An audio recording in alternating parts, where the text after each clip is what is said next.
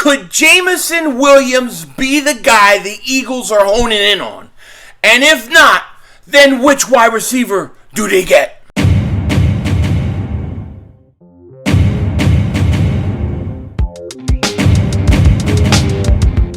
Dallas still stinks.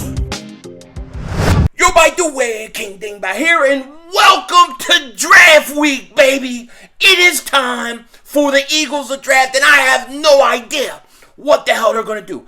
I don't know what they're going to do. I don't know what many of these teams, I can't tell you what Jacksonville's going to do. I can't tell you what Detroit's going to do, what the stinking Giants are going to do, the horrible Washington team with their name, and who cares about the Cowboys?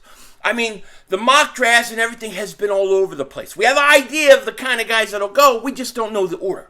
So it's going to be really interesting. And before we get into it any further, I got to say, if you're new to the channel, make sure that you like and subscribe for daily Eagles content, daily NFL content, especially this week. I will be streaming every second of the draft. Every second. You don't want to miss it because it gets intense on this channel. And if you've been subscribed for a while, just double check, double moonwalk check that you're still subscribed. Now, earlier today I did a live stream, and I've had a couple people actually DM me say, "Are you okay, Phil? Are you okay?" Because I kind of had it ended abruptly. Somebody just was ringing my doorbell, ding, ding, ding, ding, ding, ding, ding, ding, and I didn't. My phone wasn't connecting to the camera outside for some reason. So I'm like, I don't know how long I'm going to be gone, but I have to go answer this phone. So I ended the stream abruptly. I guess people were wondering or worried what happened. It was a little girl. It was a little 4-year-old girl that across the street, she came over. She was ringing the doorbell, playing with the doorbell. And I opened the door. I'm looking around. I look down. There's a little kid. I'm like, "What's up, little kid? Where's your mom?" And she points. And I look at her mom's on the phone talking. Your kid's across the street. Get your kid! Get your kid! You know? But that's what happened. But I was very nice. I didn't yell at the kid. I said, "Oh, hey, little kid, go to your mom." And I made sure the kid, I kind of walked the kid across the street, and it was good. And we looked both ways. Always look both ways. All right? But anyways, so that's what happened. Now, let's get into this Eagle stuff. White rerun in the house, because I am really just fired up about this week, man. I woke up literally 3 o'clock in this morning, just started looking at mock drafts. That's how excited I am about this draft. And I'm really excited to know who the Eagles are going to get. Who are the Eagles going to get? Oh, I got to say this before we start this. Nate Herbig signed his tender today. He signed his restricted free agent tender. I don't know what the compensation is for that tender, but he signed, so he's good to go, and that's great. Now, as far as adding players, right? As far as adding players, today I kind of want to talk about the wide receiver position. Because a lot of us, including myself at this point, think the Eagles are going to take a wide receiver in the first round. If you would have asked me 2 weeks ago, I would have said, nah, I don't think the Eagles take a wide receiver in the first round. I think you wait till the second. But now they're saying like 7 to 8 wide receivers could go in the first round. Well, if you're going to lose 8 wide receivers in the first round, then get one of the get one of the good ones. I do not trust Howie Vision. We're all just living in it. I do not trust him to pick the 10th best wide receiver, the 11th best wide receiver. Forget it. Get the best guy you can get at the time, okay? And there are reports today from, I guess, Todd McShay of ESPN, who said, he said, Jameson Williams is the Philadelphia Eagles' preference, according to NFL executives. Okay? Now, when I see something like this, I take it, I talk about it, but I think to myself, why on God's green earth would the Eagles broadcast that out to everybody if that's who they're trying to get? Seriously, like if you're really trying to get Jameson Williams, yeah, go leak it out to ESPN that you want him. That's going to help you get him. Okay? So to me, I have to say, I think this is completely BS. Not that they may not want Jameson Williams, but they're not gonna comment or leak this out. They really may like him. They may have him high on the board. But I think they also know that he ain't gonna be there at 15.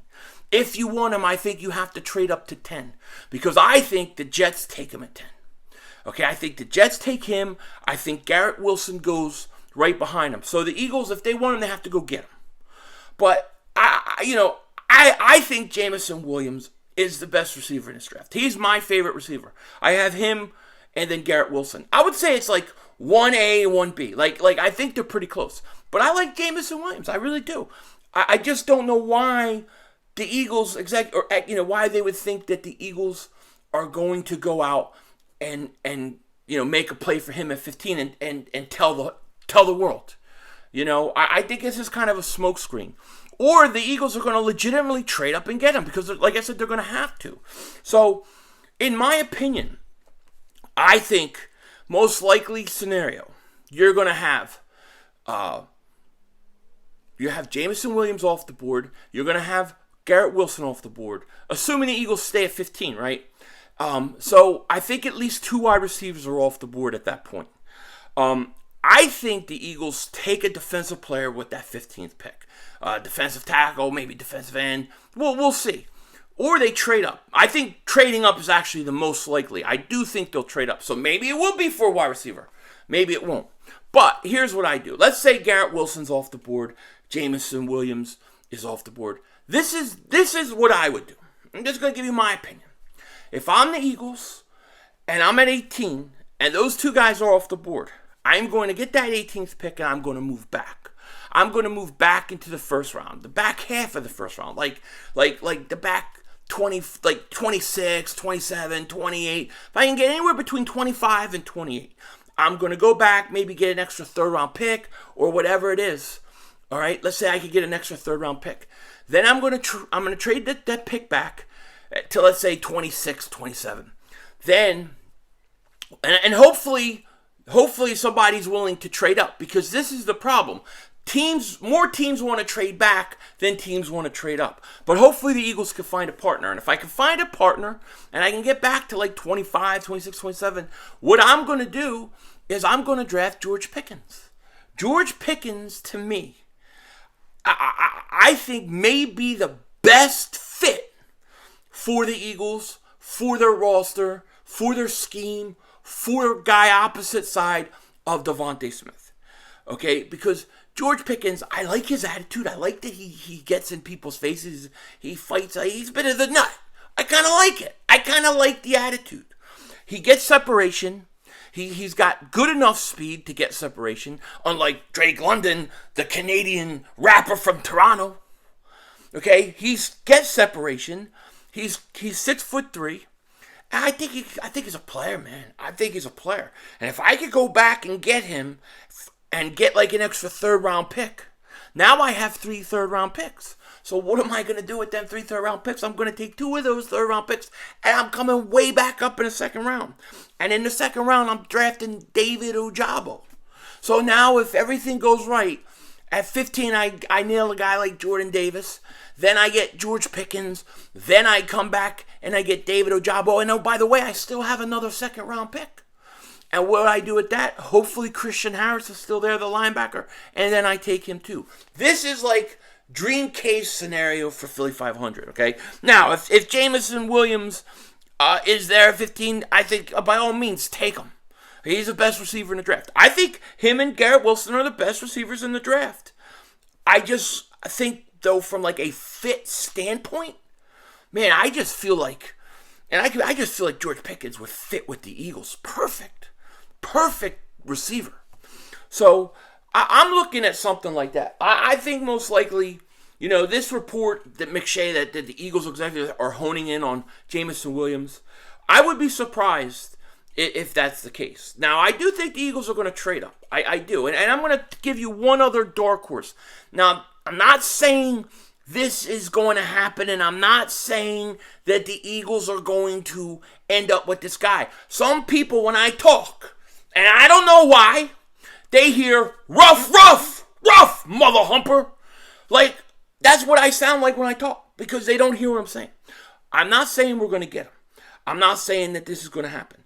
I have a gut feeling that if certain things happen, this will trigger a trade up for the Eagles. And I have a weird feeling, and I had this feeling a week before the Eagles got Hassan Reddick. When nobody said the Eagles were going to get Hassan Reddick, I said a week before in the Philly Shakedown, I said I got a feeling the Eagles were going to make a play for Hassan Reddick. And they did. I got a feeling that if Kayvon Thibodeaux begins to fall, and I'm not saying he's going to, but I'm saying if some way, somehow, he hits 8, 9, 10, I firmly believe the Eagles will trade the 15th pick and other picks to move up. Still keep the 18th pick. In that case, I would trade back and get George Pickens. But I have a feeling, I don't know why, I just get this gut feeling that the Eagles want Thibodeaux.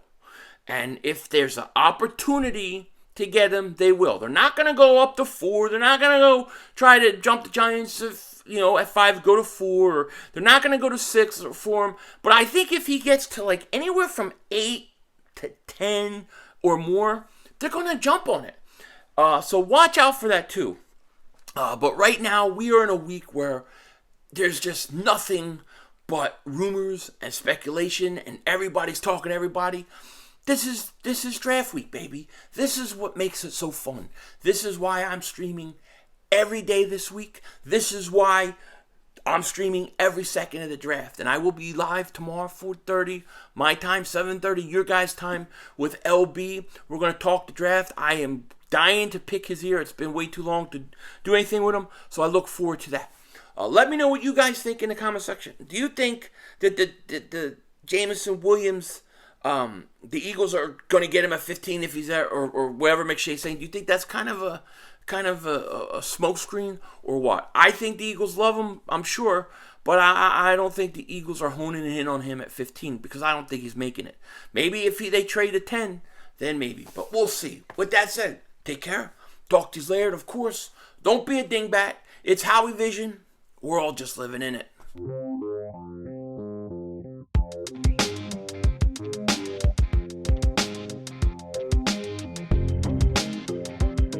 Today, about 5 minutes ago, a package just came.